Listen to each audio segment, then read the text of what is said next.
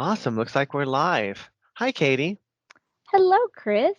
Welcome to Coffee with Librarians, our first session for the fall. We're so excited to be back. As you can see, we're back in the building, which is a really great place to be. We're really excited that things are getting sort of back to normal as best they can be. And we're going to talk today about interesting questions and interesting tidbits about the university and some hints and tricks for getting back to school. So we just have a list of questions that we've jotted down, and we are going to go back Awesome. and forth asking each other questions, and yeah, Great. hopefully And I just we'll learn want to something. chime in for any students who might watch this later because we're going to put this on our YouTube. We really love the chat with librarians, coffee talks to be interactive. Due to COVID, we can't serve you anything that's not prepackaged, so we can't make you coffee this year. Uh, so we expected to do a sort of soft launch. Hopefully on next month's event and the events and the month after that, we'll get a little bit more live student interaction, either in person or on Teams. But we're kind of playing it by ear here. Yes, yeah, this is I'm a putting on my new rodeo voice. thing for all of this. Yes, get in your once upon a time Yes, in a world. in a world. Um, Yes. So yeah, so I'll start the questions if that's cool. all right, All sure. right. So, question number one: what is your favorite floor of Mcdermott Library and why?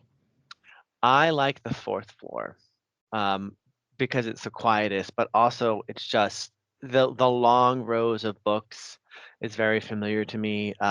When I started my freshman year of my undergraduate degree about a billion years ago, I worked in the stacks of the Texas Tech Library and just hours shelving books. So I spent many an hour in long rows of books. hmm Yeah, and the wooden shelves remind me of my childhood library because they had those just long wooden shelves. It definitely brings back the feels. Um, And yeah, I think that's why I have it to is one agree. of the more popular floors on the library for real study to hmm happen because students get out there and they're just it puts you in that mindset and the quiet just makes it easier to concentrate Yes, unless it's too absolutely. quiet. It's too quiet. And then All a right, so murder mystery starts. here's one for you, Katie. Do you Okay. have any insider tips students should know about the library for coming back to school? Sure. One, we are always happy to see you. We love having students here. It gives this old building life. So don't be afraid to come in and say hello. Um, it is cold in the building, like really cold, like 68 degrees. I am cold at all times, like even during the summer, I'm cold. Um, so Some floors if are colder than others. yeah, so if you're like me, bring a sweater or a blanket. I keep in my office. I have a quilt because I'm cold all the time. And you can see my sweater back here. Um, so we do have to keep it cold to protect the books. Um, but yeah, just be aware of that. And we are going to have it cold. Like we're not going to warm it up at all. So definitely bring yourself a sweater. Um, and also be mindful of when your book is due. We hate to have to restrict you based on fines. So definitely keep track of that. I put a reminder in my phone about when books are due, um, to give myself like a week's notice or something. That way I don't get lots and lots of fines because otherwise it would not be good. I'm so forgetful that I would definitely have hundreds of dollars worth of fines. So yeah. All right. True So confessions. what? True confessions about True your confessions. lateness and fines. Yes. It's my shame as a librarian. I'm a little shocked to learn that about you. I'm super forgetful. Everything has to be written down. Um, yeah. Um, Awesome. so Chris, what would you say the most important tip is that you want students to know? Okay, well, you actually said it, which is don't be afraid to ask us for help, Yeah. because we are here to help. But I'm also, just as a second bonus tip, think ahead. Mhm. We provide access to a lot of materials, and some of that, um, also skipping a little ahead, we'll come back to this again, but like textbooks, things that are on Mhm. course reserve, they're here for you to use, but if you're going to use the library materials instead of purchasing your own copy, which everyone wants to save some money, it does mean that sometimes you have to plan ahead a little bit about when you're going to use it, especially if it's a Mhm. copy that can't leave the building. You have to plan a time that you can come to the library and sit and read that book while we're open, as opposed to I'll get to it, sometime after Yeah. midnight before I go to bed, because we're not open. No. So think ahead as much as you can. Um, a good plan also helps manage stress. It's a lot easier to be calm about your upcoming papers if you have it written on your calendar. Start research, start writing, etc. Definitely. That's a great tip. Great tip. Do you know, Katie, how many books are in the library?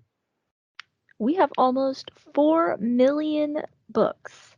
Um, a lot of them are virtual or online books, ebooks. Like the majority of our collection is online. Um, but we also have, so this is ebook and audiobook format. But then we also have physical copies of some books. Um, Especially books where it's just exorbitantly expensive to get it in ebook form. If we get that physically, because money doesn't grow on trees.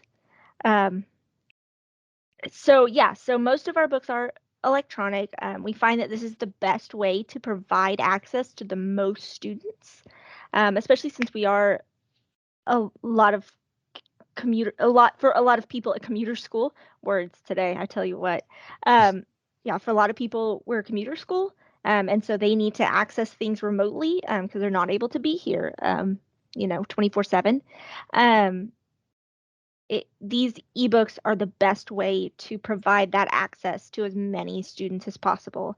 And it's really easy to access them. You just log on to the website, library.utdallas.edu. I almost gave the old URL there. But yeah, the new one is library.utdallas.edu. And there's a search bar right there in the middle of the main page. Search your book title or your topic, and see what comes up. There are all sorts of limiters on the left. So you can limit by time, like in the last 10 years, or peer-reviewed journals, or um, in a certain language. If you're studying French literature and you want to read it in the original French, you can pick French. And if we have that item, it'll be available to you. And then also, we do have the physical books, which you can come to the library and grab those. They're on the third and fourth floors, which are the main floor is actually the second floor. So you'll just go up 1 and 2 levels to reach those books that are in the main stacks. So Great answer. That's a lot of information. I was looking at the fiscal year report from 2020 to see how accurate the almost 4 million is, and it's pretty accurate. mhm. Um, and electronic items, it looks like we've got 1.9, almost 2 million electronic items, and then 1.4 million physical items, and then Yes. a few out of category things in between. Yeah. Um, Yeah. so yeah, huge collection. That's Yeah. awesome. Yeah. So, Chris, do you know how many librarians work here? We were just talking about this in our pre-chat. I actually don't. I can tell you how many people are working in the public services, the research services and instruction services, which there's 7 of us, plus our interlibrary loan librarian and our dean of libraries and our director of what is David's title? Scholarly communications. Director of Scholarly Communications. Thank Yeah. you. And they all pinch hit as well on the research services desk. So that's 10 really um, that you'll have regular contact with. But there's also librarians who work in the backside of the building who are, processing orders and doing cataloging and maintaining access to electronic collections. Mhm. Um, and there's a lot of support staff in that area that are library assistants, like high-level library assistants, but they're not technically librarians. So without going through all of that staff and figure out who has a master's degree in library science and who doesn't, I don't know how many are librarians and how many are library staff. But we have a great number of staff that we rely on so much, and it's very interactive. Like if one part of the library goes down, we all um, kind of lose our minds because we need every single one of them to keep doing the wonderful work that they're doing. Absolutely. It's so much more than just sitting there and checking books in and out. It's the whole there's a microcosm Yes, it's out all here. interactive. Yes. Take out one piece and the whole rainforest dies. Um, Exactly. I feel like Exactly. that was an IT crowd reference. I think it might have It, been. it's from That seems some show. right. That sounds like something The that IT crowd is a Roy would say. wonderful, terrible show that nobody should watch, but everybody should know. Um, It's a great way to put it. yes, you get all the easy ones. How many books can a student check out? Well, Chris, it depends. Um, so for undergrads and for staff, it's a 50 item limit. I had to look this up because I couldn't remember the numbers off the top of my head. I knew the 51, but I couldn't remember for grad students, it is 150 items. And that's also for faculty, or no, for researchers and librarians. And then faculty can check out 300 items. And I gotta say, Chris, I am a PhD student. I have never had 50 books out, much less 300. Um, Yeah, I was trying to think how many, just now, trying to think how many max I've ever had out. And from UTD, it's been five. But yeah, from when I was in grad school, I still don't think it was ever more than six or yeah, seven not really. at a I time. I remember in my undergrad degree, I was doing a comparative study of different versions of Little Women for one of my papers. And so, like, I had the graphic novel version and stuff. So I had all the versions that my university library had. And I think it was maybe 8 or 9. And that was the most I'd ever checked out at one time. It's Uh, interesting. So what counts as a version for some, I mean, because it wasn't translated. right. So I guess it was like abridged versions, children's versions, the graphic novel version, original. Did you Um, get down to like the forewords and like hmm editor's Yeah, note? forwards, author's notes, um, illustrations was a big one that I looked at, big thing I looked at in there. But yeah, I think it was maybe 8 or 9 copies. And then because I had, at a copy but for myself, because of course I did. It's a great Of book. course. But yeah, so yeah, maybe 8 or 9. I've never had that many books Did out you at one play time. version and the musical version? I did not do that. It was just too much for my little undergraduate brain to handle I'm at the actually not time. sure when the musical version came out. It's relatively recent. It may have been Anyway, before I graduated. I'm um, we've got a little off topic, but that's okay. Yes. Yeah. So we We're talked a librarians little for bit fun. earlier. 2015 was the musical. 20 when? 15. 15. Okay, so that was after I graduated college. So that would have been really impressive if I had analyzed that. Um, there would have been some questions from the physics department about my time traveling abilities. So, yeah. Yes.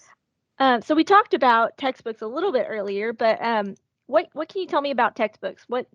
How many can a student have out? How long can they have them out? What textbooks do we have? What's our policy on purchasing textbooks? Oh, this is a sticky subject with the librarians because textbooks are expensive and there's a lot that goes into maintaining them. Um, and we've tried several different policies with textbooks. Um, the primary reason that textbooks are difficult is because there's so many of them, they're expensive. Some publishers won't sell them to libraries, and even if we do purchase them, they update frequently. Hmm. So an edition of a textbook may be good for 2 years, and then there's a new edition. And that's because the publishers and the authors make more money if they sell a new edition every 2 years. It's So you royalties. buy a book, and then it'll be used a lot for 2 years, and then it will never be touched again, which isn't really what we want when it comes to maintaining a collection. So um, we're trying to find that middle ground where we get the books that are super valuable but we're not getting all the books that are going to get minimal amount of use. Um, so anyway, there's lots of factors. We officially don't have a textbook collection anymore. We do get some of the textbooks if we can. We try to get them electronically because, like you said earlier, it's the best way to get the most students the most access. Because if student A reads it for an hour on Monday night and then closes it, well, then 15 minutes later, student B can get into that book and we don't have to wait for them to bring it back. Mm-hmm. Um, and for a lot of electronic books, we can get multi-user setups where so they can actually read it at the same time, which is really awkward to do with a physical book. Um, so even though we may agree with our students that physical books are more pleasant to use, we opt for the ebooks for the ability to get access to the most amount of people. Mm-hmm. If we can get them and if they're not incredibly expensive. Right. Some of them we can't get in that format. Some of them we can't get at all. If we do end up with a textbook that we have purchased because it is a great book that happens to be used as a textbook, um, they usually check out like a regular book. They're just up in stacks, and the first student Mm-hmm. gets them. If we identify them fast enough, we can put them on course reserves so that they have a limited checkout where they check out for 2 hours, they don't leave the building. And that way, it's less convenient for the student because they can't take it home and study in their pajamas like they want to. I guess they could study in their pajamas as long as everything's covered. We're Um, not judging. right. And later in the semester, we definitely see a lot of pajama pants. No judgment. But anyway, if it is something that we'd restrict that checkout, we acknowledge that the students find that less convenient, but we still think that having a slightly inconvenient access is better than having no access. And again, that stops the students from taking it home and keeping all the other students out of luck. Mm-hmm. Uh, so we have some of them. We don't have all of them. Were I a student, what I would do is I would check the catalog, like get the syllabus online before classes start, find out what books you're supposed to buy, check and see if we have them. If we have them as an electronic book or on course reserve, that's a relatively stable, dependable access point for you. Then I would think that you can rely on that. If they're not in one of those two formats, like ebooks or course reserves, um, I wouldn't rely on them, honestly, because they're going to be checked out and be out of the building, and then someone else will request it and they'll have it. And if we give each student 3 weeks, that's still only 4 or 5 students that will get that book in the course of the semester. Mm-hmm. Um, so I would check and just know we're not going to have all of them. If we have those reliable formats, then you can save the money on those books and just spend the money on the books that we can't provide. Um, so that's the best way to make use of the resources. Yeah. That's very good advice. I have a Yeah. lot of opinions about textbooks. I wish we could provide everything, Oh but gosh, yeah. nobody has that budget. Mm-mm. Nobody in the world has a budget that can provide all the textbooks and the supplemental research and the electronic access to journals and the. Like you have to make some decisions somewhere, and that's one of the places that we have decided our primary mission is not textbooks. Yes. All right, Yeah. so you get the fun one because I know which one you're gonna and how you're gonna answer this one. What are some folklore about the McDermott Library? Well, Chris, Interesting stuff. common uh it's common knowledge that every library is haunted. That's actually possibly not true, but I think there's rumors of a ghost here, Um, there are, but sorta. the only one that I know of that's about the ghost is actually about the Edith O'Donnell building, which Mm, was built right behind us, and there was yeah. a construction accident while it was being built, which was less than 10 years ago. Gosh, yeah. Um, and there That were, ghost hasn't had enough time to really build a but rep.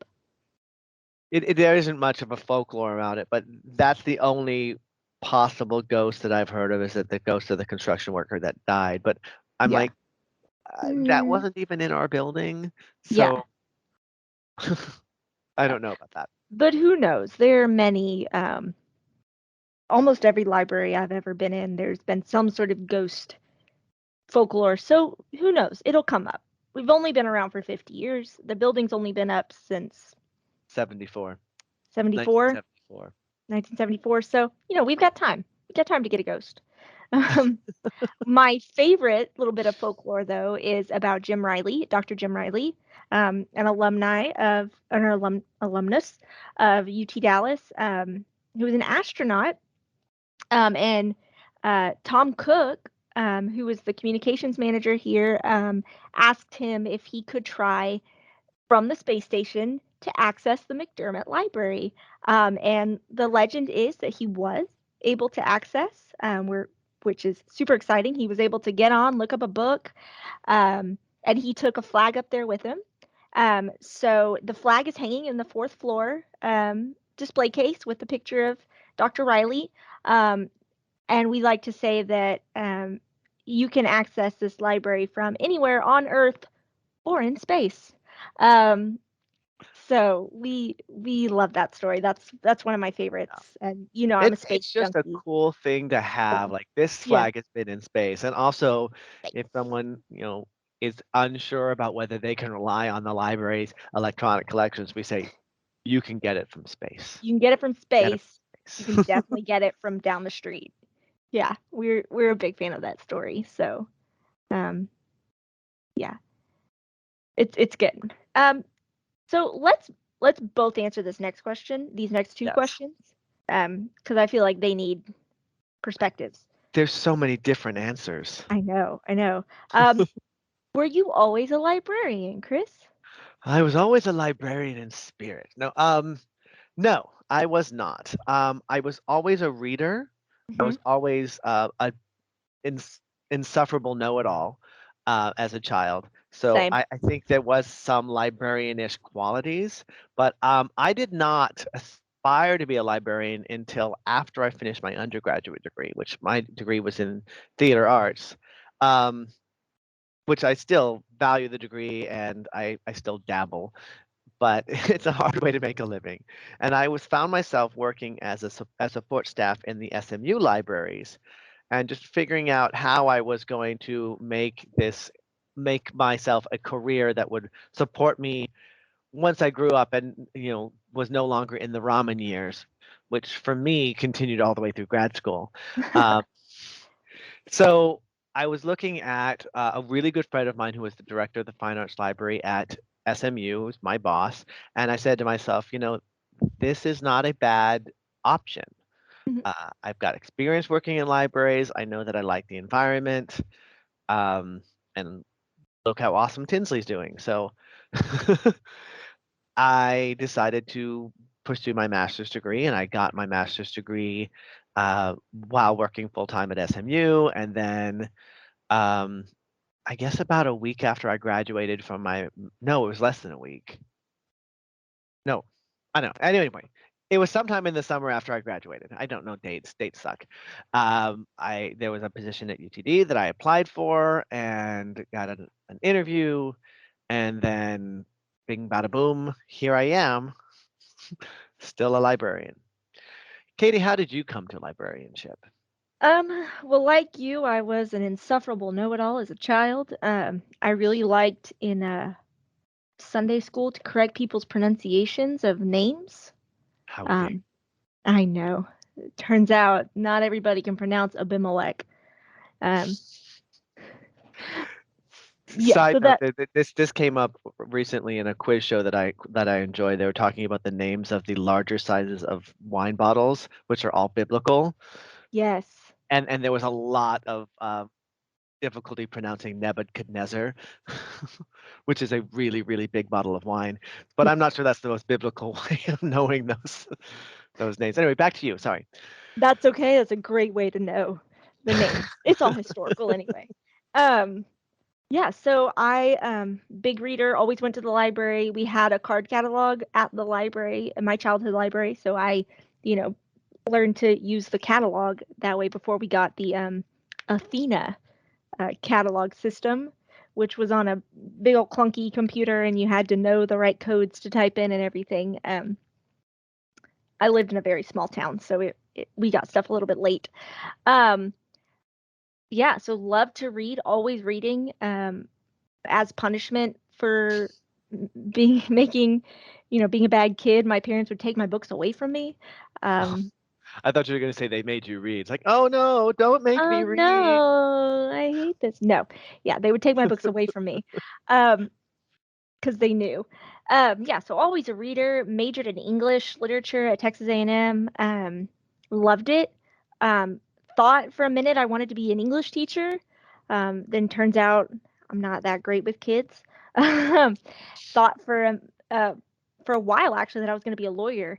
Um, had an application in with a law school and everything, and then got an internship at our Rare Books and Archives library at Texas A&M Cushing Memorial Library. Shout out. Um, and I went home after my first day and canceled that application to law school and said, I'm going to do this. I'm going to be a librarian. I love this. And nobody in my family was surprised. I called my mom. I was like, Mom, I know this is a total change of plans, but I'm going to be a librarian. And she was like, Yeah, that's not surprising at all to anybody. So, um, yeah, so spent some time in library support, did circulation and stuff like that. My first librarian job was as a children's librarian. Once again, um, I love kids, but it's not my gift. But I did love doing study time. It's not study time, science time and stuff like that. And then about 3 or 4 years ago, I applied for and interviewed for and got this job as an instruction librarian, which I love. I love doing this. I love helping students with research and especially getting to serve as the science and math librarian. I get to help a lot with like statistics stuff, and I love that. Um, so yeah, so that is how I became a librarian. But yeah, I was always a kind of a librarian in spirit. Um, it was always right there. So yeah, Good. Well, yeah, yes, you either are one or you're not. yeah. It's there's a lot of variety among librarians, and in looks and backgrounds and stuff. But I mean, deep down, we're all very similar, and we all hold to these very similar tenets of equal access and knowledge and anti-censorship and all these really important um, uh, principles that allow people to have their own opinions and to analyze information for themselves in the news and stuff like that. That is, I mean, really important in our day and age. So more than ever, I think librarians who teach about information literacy and how to decipher the truth behind information, I think it's a really important job, more and more. So, um, our next question, and this one's one we're both going to answer too because it's a big question. What book, parentheses S, did you read this summer? We were talking about this also before. I read very widely, at least when it comes to fiction. I read everything from YA to classics to YA being young adult Mhm, fiction to the classics to like mysteries and thrillers. I used to do a lot of mysteries and thrillers, and then I was suspicious of everybody. But the one I think that I found most notable was I went back and tried to cover some of the classic authors that I realized I had neglected, mhm, which I hadn't read a lot of the Dickens material. So I read Nicholas Nickleby and David Copperfield. And I really enjoyed Dickens, probably because he wrote his books sort of episodically. They mhm. were monthly updates that were later made into books. So it was kind of like a soap opera. Like there's always twists and turns, and you never know where stuff's going. Um, but yeah, those are the ones that stick with me the most. And we talked about this. I will do the shorter version of my rant from earlier, but one thing I noticed that I did not like about David Copperfield is the female characters. Like his wife, who I believe her name is Nora, was just raised, in the time, the ideal of the time, the women of higher station were raised to be pretty and useless, and that was pretty much how I saw her. And it's like thinking to myself as I was reading it, this is probably not how someone in the 1870s would have responded to this character. Mhm. But in the 2020 version of myself went, God, I wish this woman was good at something. Yeah. And we talked about it's so sad, that she was like denied all these things she could have And done because she was raised to be a woman of leisure. And it's so sad. So yes. sad. But I like things like that that make me think about how Mhm. things have changed. So what did you read? That's I interesting.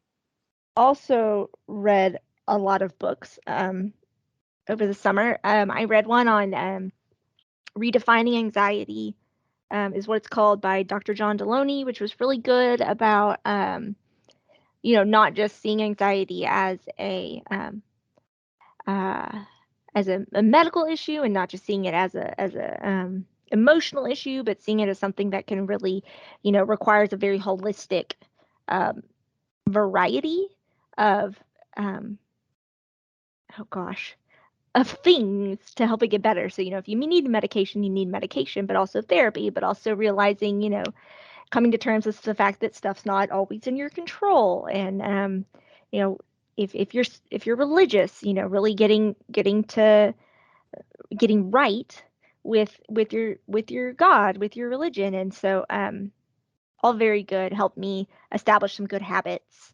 Hmm. Um and And then I wherever you read fall in that perspective, just trying to, stay uh, open help to all and diverse.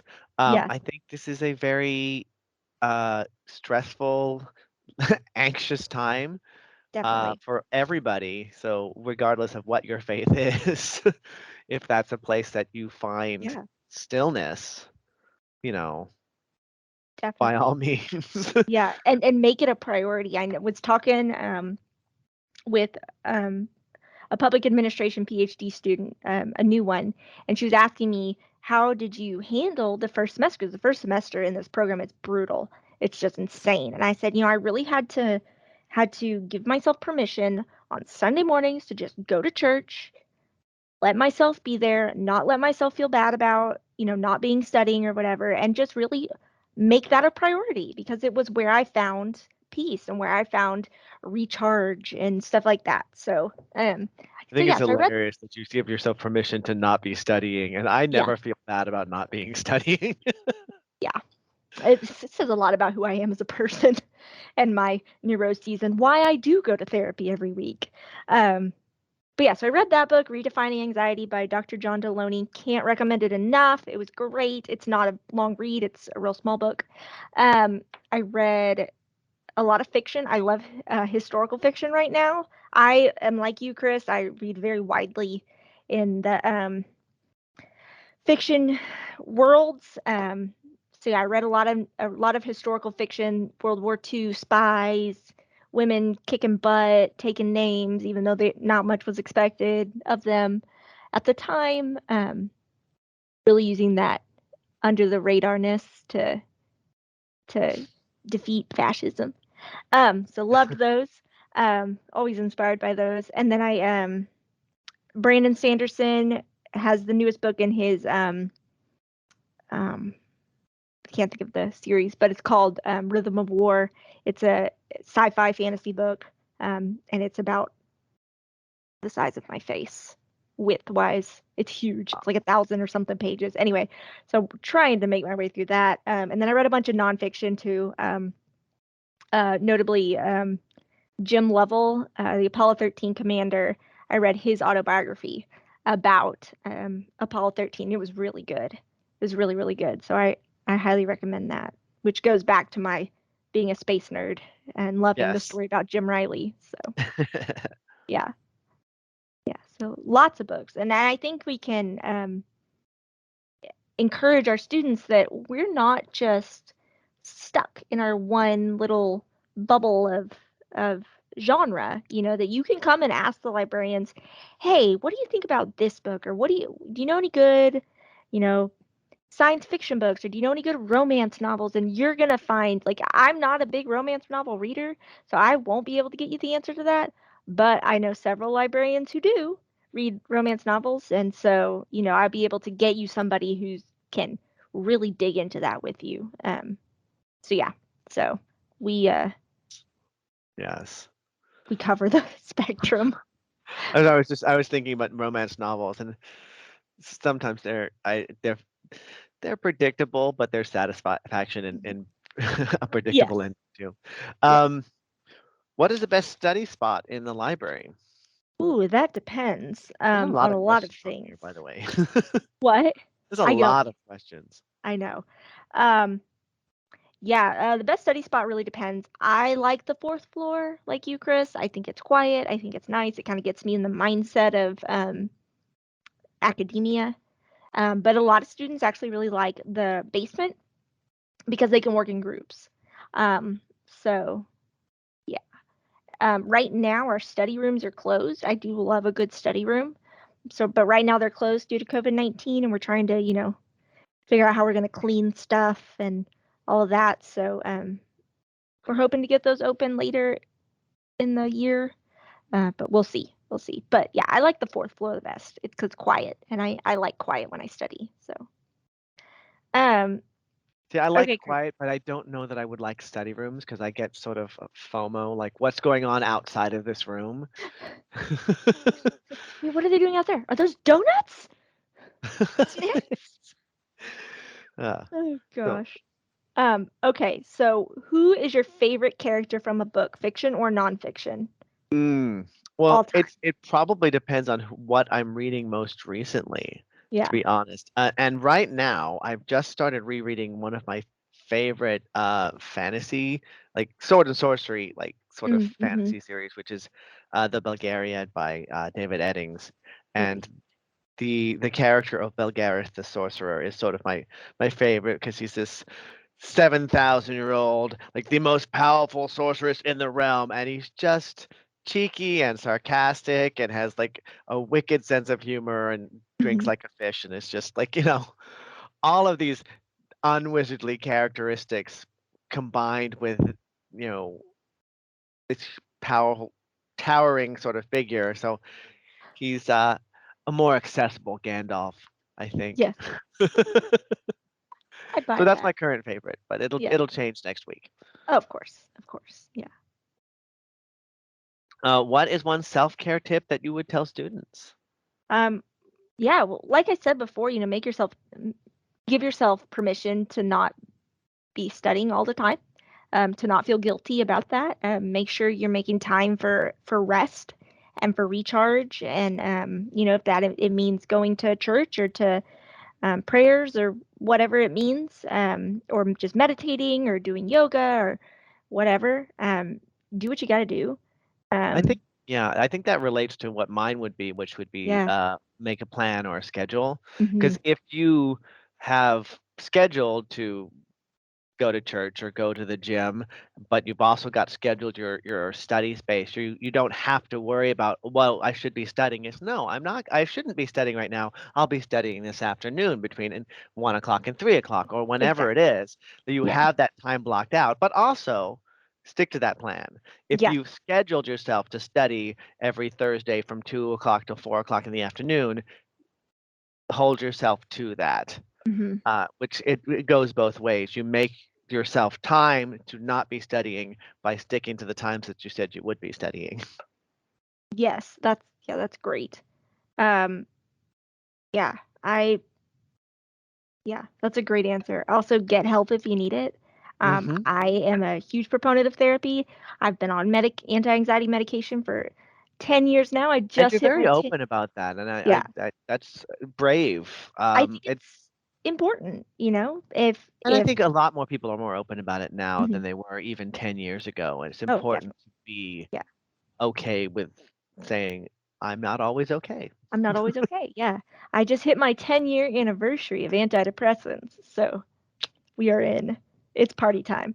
Um, But yeah, make sure you get help when you need it. And if you recognize something in someone else or in a child, one of your kids, like I know my parents talk about how when I was a We're on kid, the last page of questions, by the way.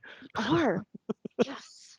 Um, when I was a kid, I was very, very like anal retentive, and things had to be just so. And my mom looks back on that and goes, "Yeah, I probably should have noticed you had a little bit of anxiety back then, but it was different 30 years ago. It It was. was." You didn't You're talk not about that. even 30 yet. I'm almost 30. I might as well be. I'm about 80 years old on the inside. My quilting and my 9 o'clock bedtime. Um, what are some useful websites the students should know about? Hours, full stop. No. Hours. um, no, let's say ours, Yeah. library.utdallas.edu. But also, if I were to go one more, I would say the Purdue Owl, which I haven't memorized their Mhm. website, but I just Google Purdue Owl and it gets me there. Yeah. Just because it's a really good resource for all of the really common how do I cite and what does MLA format for a website look like. And it's good to have something like that that you have like quick recall at Mhm. so that you can get in, get what you need to get out. Yep. And there's probably hundreds of useful websites, but that would be the first one that comes to mind. Absolutely. I like Project Gutenberg. That's a good one. Any books that are out of copyright, you can usually find them on there. They've been typed up. And actually, quick plug, we have a Project Gutenberg group called Proofreaders, UTD Proofreaders, and they go through Project Gutenberg type ups and make sure that everything looks correct, and that everything compares correctly to the original source so that it's available for screen readers, which is a huge accessibility win. Love Oh, that. I actually did not know you were doing that. I'm their faculty advisor. That's fantastic. Yeah, so love that. So yeah, so I love Project Gutenberg, and also thriftbooks.com is a book purchase website, and they frequently have textbooks for much less than Was it book thrift or thrift book? thrift books, plural. I'm gonna look that up. Yes, it's excellent. Love that.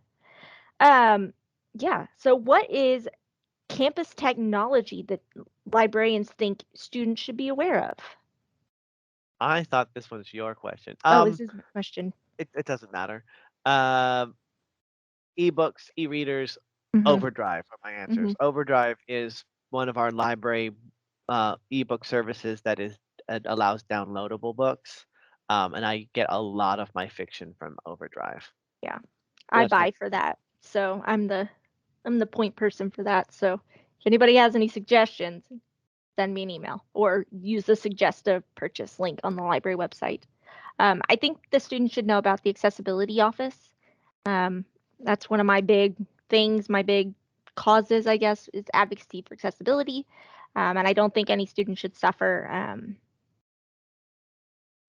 setbacks just because they require extra accommodation. So we do have the accessibility office over in the student center.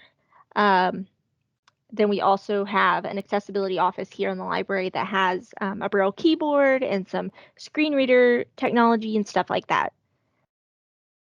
Now, this is my question to ask. Is there any UTD wide folklore that you find interesting? Hmm. Um, it's interesting when you go UTD wide. Yeah. We're sort of such a young school. I feel like compared to a lot of schools, we don't have much. I think some of my favorites are that there's a time capsule in the founders building, but somehow they've managed to forget exactly where it is buried. So there's a time capsule that they're trying to find through searching documents so that they don't have to actually tear up all the cornerstones of the building. Ah, Um, so there might be a amazing. time capsule, or there might not. Um, and then the other thing, I really enjoy how UTD has embraced geekism Mhm. as sort of a culture. And if you look, especially on the subreddit, there's just so many cool like we're geeky and we don't care. And spelling things backwards, Yeah, like yeah, T-Mock TMOC and the Tobors, which are the food delivery robots. and Enark Uh, the crane. yes. So yeah, Yeah, and the geekism would be my answer. yeah. What is some fun food that the students should know about? This is a great question for me. There is, I'm a foodie. Well, not really. I just like to eat. There Same is thing. yeah, Northside Draft House and Eatery. I think I'm pointing the wrong direction. I think it's actually that way. Um, is Yes, it's that way. it's that way. Is great. They have not only do they have a lot of like beers on tap, if you're of age, I am not advocating for underage drinking here. They have a lot of beers on tap, but they also have really good food, like the Mac Daddy Pizza, which has macaroni and cheese and chicken nuggets on it. It's my favorite. It's amazing. Um, so love that place. Sounds like their There's menu was written by students after midnight. mhm. Yeah, definitely. And there may have been some substance involved. I Uh, wasn't going to say that part. well, I tried to put it as nicely as possible. Um, yeah, there's the Easy Slider food truck that comes up here. There's the sweet and lowdown burger that has strawberry jam on top, which is actually delicious. Um, yes, strawberry jam on top of the burger, which creates this really nice sort of symphony of flavors in the mouth. I like it.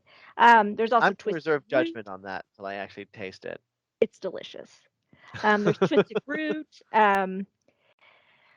There's the Einstein Brothers bagels, which is always a good thing, and then we've got a good collection of like aware food. I get not aware food. That's the wrong thing. Like culturally conscious food choices. So we have stuff that's halal and kosher, gluten free, veggie, and et cetera, and et cetera. So there's a lot, there's options for everybody. Even if you have a certain diet you need to follow for whatever reason, we have a lot of those on campus or around campus. But I got to say, my favorite thing around is the Mac Daddy pizza, the mac and cheese and chicken nuggets. I can't believe I never thought of it before. It's just amazing. So You it's a have gift talked from about it a God. lot since the first time you had it. It's it's phenomenal. Um, okay, so this one's yours. And I know we talked a little bit about this beforehand, but I wonder if you Oh, found the answer. How many countries are represented at UTD? Do you know? that's not the question. Oh, that's not the question. How many countries that are represented at UTD have you been to? My bad. Um, no worries. It's a kind of a tough question either way. Because I'm trying to find the definitive list, and all I can find is over 100 countries, which it's a lot. I can Yeah. tell you that the two biggest international countries, because we have the most students from China and India, Hmm. which India, if depending how you break it up, is multiple countries. But I've been to neither one of those. I was supposed to. When I was a kid, we lived overseas because my dad was in the army, and but one time we were planning a trip to Hong Kong that got we went somewhere else instead. So I Hmm. was supposed to have been to China, but I have not. Um, I've been to a lot of countries, so they're all of them are probably represented here. Germany, Holland, Hmm. France. My mom's from England, so anything English I've been to. Um, Australia, Bangkok, Yeah. Singapore. Like, And so you, I've been a lot of places, and I think all of those are probably on that list, but I mhm. have not even touched like Yeah. if it's 100 countries long, I've probably hit maybe 8 to 10 of them. Yeah. And you've lived a lot of places too as a kid. You Well, guys, visited actually. yeah. Oh, visited. That's right. Yeah. Yeah. We only actually when we lived overseas, we only lived in Saudi Arabia Okay. for about 3 years, and then all our other stations were in the United States. But I've Mhm. traveled from Yeah. there a lot. So yeah, this was a tough one. Not enough. Not enough is my Not answer. enough. Yeah. Clearly, there need to be some library field trips. Yes. What is one TMOC trivia that you know, if you Uh, know any? he's terrifying. I There's a know sharp that. side. People either like or hate TMOC. Yeah. If you look up the UTD notable graduates on Wikipedia, it talks about how Timok is not actually human, but is a space entity that inhabits a human body. Um, Okay, while that he, is a terrifying description. yeah, while they're wearing the costume. So it's a really funny description of T-Mox. Oh, I'm Uh, looking at it now. Timok is not actually a person. Rather, he is a non-human entity that temporarily envelops a human host during various school activities and events. mhm. Yeah, it's a weird description. But yeah, Timok is a comet, the human iteration of a comet, and that's why his name is Timok because it's backwards. And I have decided in my own little world because I sign ASL sometimes. So the sign for comet is this. So I've decided the sign for Timok should be that backwards. Um, that seems appropriate. And he reads. He's come to the library and checked out books before. Um, so there's Yes. that. We think he might be related to the Fanatic, the Philly hockey mascot. They have similar eyes and coloring, so they might be distant cousins. Um, Now, I see, I find the Philly mascot more terrifying than Timok until I read that description. yes, yeah. Um, but yeah, T-Mock, good old T-Mock. Yeah, you either love him or hate him. I I just find him frightening, and I would not want to run into him in a dark alley. That's Why for not? He's sure. a source of light. A very scary one. Not all light is good. Fire is also a source of light, Chris, but you don't want to be in the middle of it. Um, True. True. um, yeah. So T-Mock reads. I think he's also the youngest faculty member ever at UT Dallas. I think that's a designation he has. One cool thing is that if the student Born in who, 1998. yeah, the student who is enveloped by TMOC throughout their tenure as a student, um, so whoever is in the mascot costume, they have this cool new. It started right before COVID started, which is sad because it's a cool tradition where they wear. So you're not supposed to know who the student is throughout their time as a student, but then at graduation they wear the gloves, the TMOC gloves, and so then you get to know, oh, you were TMOC this whole time. So I think I that's a do know who one cute former Timok tradition. was. Yes, yeah, I think it's a cute tradition. I like that one. So yeah, That is fun because yeah. we had the same at Texas Tech. It was the Masked Rider. No, not the Masked Rider. You knew it was the Red Raider who wore the head. Yeah, You didn't know, but yeah. you know. I, at A&M we have a dog. So she's the highest ranking member of the Corps of Cadets. It's a 4 diamond general in the Corps Can of you believe we've Cadets. been talking about this for 52 minutes? Oh my gosh. There's a Let's lot of sign off things. with last tips. So this Yes. is question 20. Give us a short library tip for students, or just a tip in general for Yeah. students. Start your homework long before it's due. Because inevitably, your cat will knock coffee onto your keyboard, or the internet will go out, or a database will be down for maintenance, or. So give yourself some time to have boo boos and recover from them quickly. Okay, mine would be more generalized, but just participate. You Yeah. know, go to class, take part in class, join student organizations, Hmm. be present, be here, uh, because the worst thing you can do is self-isolate and suffer alone, and like just Yeah. it's not the best. You get the most out of your college experience by being immersed in it. Yeah. We are not. I mean, humans. We're social creatures. We are designed to seek company, and even if it's just a couple people, or you're involved in a huge organization, whatever. Just find your people. Mhm. So Excellent. Well, yeah. this has been a great session. I hope that it is later watched by the population of UTD. I Yeah. know we'll put it on our YouTube. Hopefully, we'll plug it on our Facebook and Instagram. And then next month, we'll have another coffee Hmm. hour event. Bring your Um, own. bring your own, and we'll hopefully do some live chat Yeah. stuff. So That'll be great. Awesome. awesome.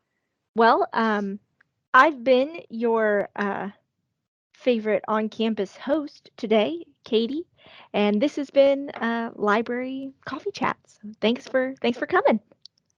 Thanks, everybody. Thanks. Bye. Everybody, us.